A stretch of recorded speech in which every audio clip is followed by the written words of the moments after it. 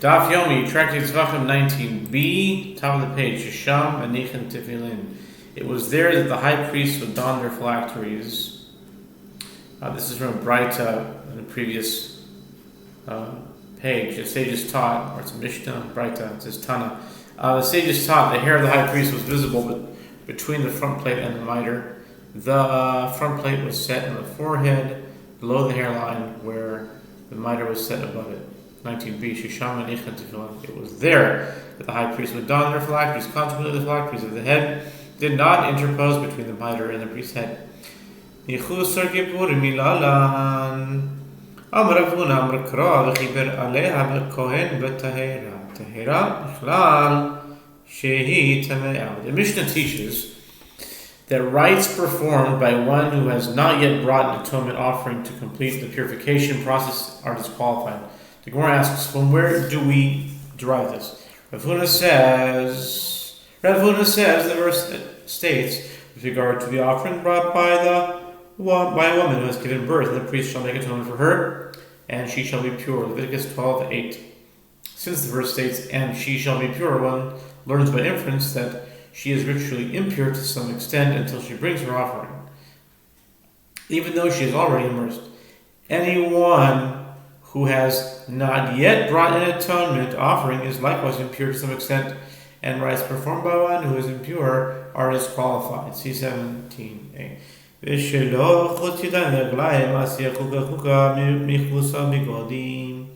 Mishnah teaches that rites performed by one whose hands and feet are not washed are disqualified. The Gemara explains this halacha is derived by a verbal analogy between statute mentioned in this context and statute from the case of one lacking the requisite vestments, whose rights are disqualified. See 17b. Tanu Rabbanan Kohen Gadol Sheloi Tova Sheloi Kidesh Ben Begel Begel Ben Avoida Lavoida the Avad Avodato Kashero Vechad Kohen Gadol Vechad Kohen Heliot Shelo Kidesh Yadav V'Raglav Shtachris V'Avad Avodato Pesula. The sages taught with regard to high priests who did not immerse or did not sanctify his hands and feet during the Yom Kippur service, between donning the golden garments and the white linen garments, or between performance of one rite and another rite, and he performed the service in this state, his service is valid after the fact. But with regard to either a high priest or an ordinary priest who did not sanctify his hands and feet at all in the morning and perform the service, his service is disqualified. Amar le Ravasi Rav Yohanan. Ravasi said to Rav Yohanan, Vechdi, Chamesh Tevilos, V'asar Kedushin Da'ayso, V'chukasim V'hu, Likavu. Ravasi said to Rav Yohanan, now there are 5 immersions and 10 sanctifications of the hands and feet during the Yom Kippur service by Torah law. And the word statute in Leviticus 16:34 is written with regard to them. Accordingly, they should be indispensable and should disqualify this service if not performed. Amar le, Amar kra levisha me'akebes v'indavarachar me'akev. Rabbi Yochanan said to him, after stipulating that the high priest must wear the requisite vestments before performing the Yom Kippur service, the verse states, and put them on. Leviticus 16 verse 4. This superfluous term serves to indicate that wearing the requisite vestments is indispensable, but nothing else is indispensable. Tzavu panav amar le vav ap ufta kasile yachid tzavanami. Rav Asi's face lit up with joy after hearing this response. Rabbi Yochanan said to him, I have merely written the letter Vav on a piece of wood for you, meaning I have not given you a satisfactory answer, as if that is so, that only the wearing of the vestments is indispensable, and failure to sanctify the hands and feet in the morning should also not disqualify the service. Yet according to the Braita, disqualifies the service. Brief pause. Okay, we left off at when Rav Asi's face lit up with joy after hearing his response. Rabbi Yochanan said to him, I have merely written the letter Vav on a piece of wood for you, meaning I'm not giving you a satisfactory answer, and as if that is so, that only wearing of the vestments is indispensable, and failure to sanctify the hands and feet in the morning should also not disqualify the service, yet according to the Braita it disqualifies the service. Amar Chizkiya Amar Kra Behoy Salem Chavoylem Lezadrosum Davar Ma'akev Zavoi Me'akev Bo Davar Sheino Me'akev Zaroi Me'akev Bo. Chizkiya says that there is an alternative answer. The verse states, with regard to sanctification of the hands and feet, it shall be a statute forever to them, even to him and to his seed throughout their generations. Exodus 30, verse 21. From the comparison of Aaron to his children, one may derive that anything that is indispensable with regard to his seed, the priest, is indispensable with regard to him, the high priest, during the Yom Kippur service, which only he may perform. But anything that is not dispensable with regard to his seed is not indispensable with regard to him.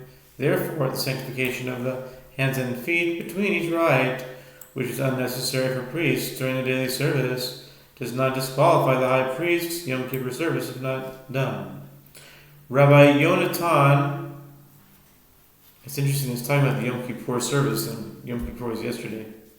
Rabbi Yonatan Amar Mehacha Berachasu Mimenu Moishi Ba'ara Nevana Dora Ba'akim B'ana Ma'akimbo Dora She'enu Ma'akim B'ana Ein Ma'akimbo. Rabbi Yonatan says the principles derived from here. The verse states, with regard to the basin in the temple, that Moses and Aaron and his sons might wash their hands and their feet from it. Exodus 40:31. One may derive from the verse that anything that is indispensable with regard to his sons is indispensable with regard to him. But anything that is not indispensable with regard to his sons is not indispensable with regard to him. Rabbi Yonatan, my time, Elo Amar Midi Chizkiya Amar Lach Ahu L'Dayra Yisniksiv. The Gemara asks, what is the reason that Rabbi Yonatan did not say to derive this from the verse cited by Chizkiya? The Gemara responds, Rabbi Yonatan could have said to you, the verse cited by Chizkiya is written to teach that the halacha applies even for future generations, not to draw a parallel between the high priest and an ordinary priest. V'idach, my time at all, Amar Mehai, Miboylek, Lechede Rabbi Yossi, Bar Chanina, Diamar Rabbi Yossi Bar Chanina, Kol Kior she'en bo kedei likadesh arba'a Kohanim Mimenu Ein Mekadshim Bo Shneimar V'Rachatzu Mimenu Moshe V'Haron Uvanav. The Gemara asks, and the other sage Chizkiya, what is the reason that he did not say to derive the halacha from the verse cited by Rabbi Yonatan? The Gemara responds, he requires that verse for the halacha cited by Rabbi Yossi, son of Rabbi Chanina, as Rabbi Yossi, son of Rabbi Chanina, says, with regard to any circumstance in which the basin does not contain enough water for 4 priests to sanctify their hands and feet from it, the priests may not sanctify their hands and feet with it, as it is stated that Moses and Aaron and his sons might wash their hands and feet, their hands and their feet from it. Moses and Aaron are 2, and Aaron's 2 sons, total 4. Tana Rabbanan, Keitzad Mitzvahs Kiddush. Maniach Yado Yemonis, Al Gabri Raglo Yemonis, Yemonis Al Gabri Yemonis, Araglo Yemonis, Umekadesh. Rabbi Yossi, Rabbi Yehuda, Omer, Maniach Shti Adab Zo Al Gab Zo, V'Al Gabri Shti Raglav Zo Al Gabri Zo, Umekadesh. Amru Lo Hiplakda. The sages taught, how is the mitzvah of sanctification of the hands and feet performed? The priest lays his right hand on the top of his right foot, and his left hand on top of his left foot, and sanctifies them with the water flowing from the basin. Rav Yossi, somebody who says, he lays both hands on top of the other and lays them together on top of both his feet, together themselves, laid one on top of the other, and sanctifies them. And he said to him, you have gone too far. It is impossible to do so.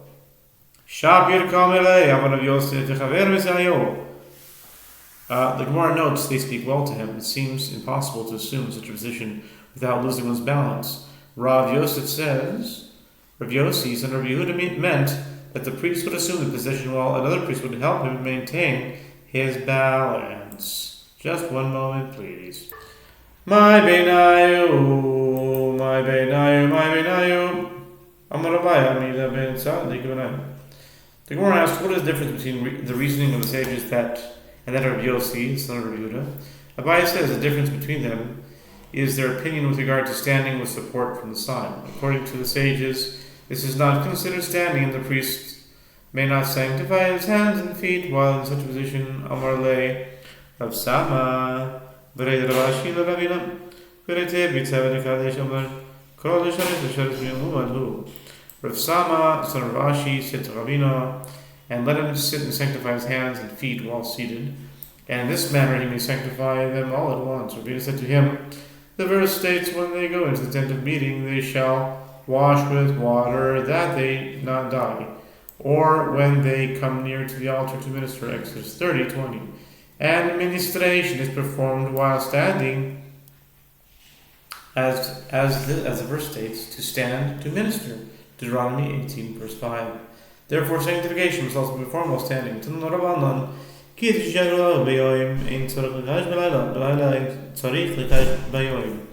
Divrei Rebbe, שהיה רבי אומר, לינה מועלס בקידוש ידיים ורגליים. רבי אלעזר ורבי שמעון אומר, אין לינה מועלס בקידוש ידיים ורגליים. The sages taught if a priest sanctified his hands and feet during the day, he does not need. Second here. Where were we?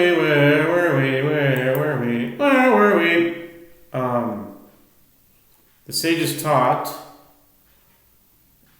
if a priest sanctified his hands and feet during the day, he does not need to sanctify them at night, but if he sanctified them at night, he must sanctify them during the following day. This is the statement of Rabbi Yehuda Nasi. As Rabbi Yehuda Nasi would say, the disqualification of being left overnight is determinative with regard to sanctification of the hands and feet. Like any sacrificial item that is sanctified accordingly, once night has passed, the priest must sanctify them again. Rabbi Lazarus and Rabbi Shimon says that disqualification of being left overnight is not determinative with regard to sanctification of the hands and feet. Therefore, as long as the priest continues to serve, he need not sanctify them again. Tanya idach, hayomed makriv al gabi mizbeach kolayla loira, ta'un kiddush yidem reglaim divrei Rebbe. Rabbi Lazar ורבי שמעון אומר, כיוון שקידש ידיו ורגליו מתייחס avoda, אפילו מכאן בעד 10 ימים אין צורך לקדש. It is taught in another Braita. We're almost there. We can do it. It's the final stretch. It is taught in another Braita.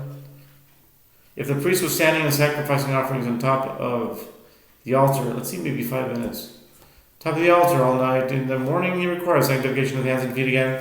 This is the statement that Rabbi Lazar Shimon says, once he sanctified his hands and his feet in the beginning of the service, even if he continues to perform rites for the next 10 days, he does not need to sanctify them again.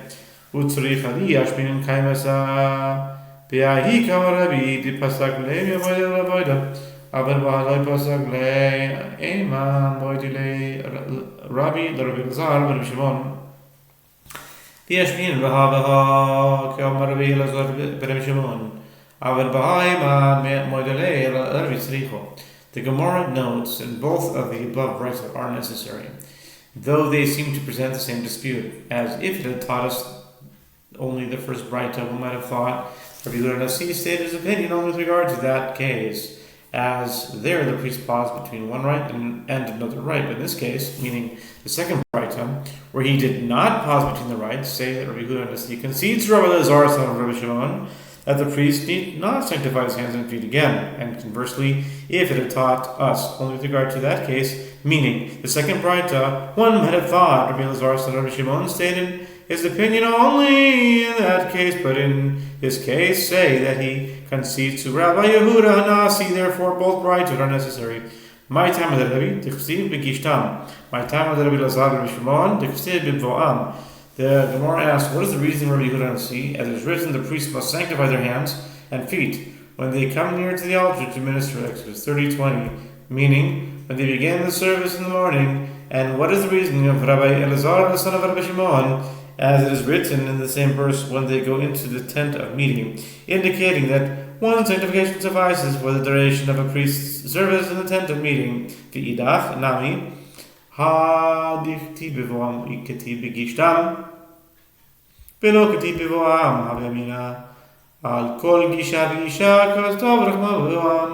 The Gemara asks, but according to the other sage, Rabbi Yehuda see as well, isn't it written, when they go into the tent of meeting?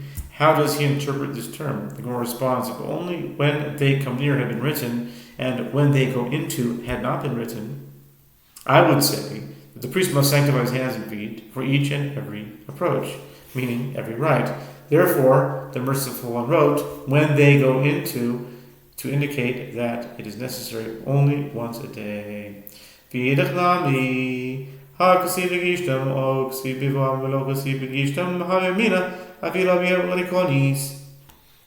Gemara asks, but according to the other sage, Rabbi Elazar, son of Rabbi Shimon, as well, isn't it written, when they come near? How does he interpret this term? The Gemara responds, if only when they go into had been written, and when they come near had not been written, I would say that even for an entrance with no purpose, meaning where the priest had no intention of performing rites, he must sanctify his hands and feet. Therefore, the merciful one wrote, when they come near. Abiyarikonis, תקשיב לשורש, אלא בגישתו מבעלה.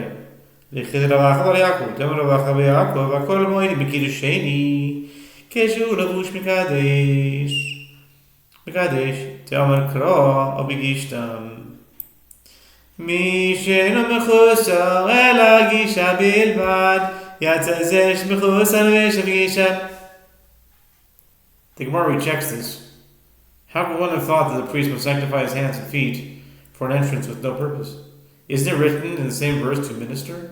Rather, according to Rabbi Elazar, son of Rabbi Shimon, when they come near is necessary for the halakha taught by Rav Acha bar Yaakov. As Rav Acha bar Yaakov says, all concede with regard to the second sanctification performed by the high priest on Yom Kippur after each immersion,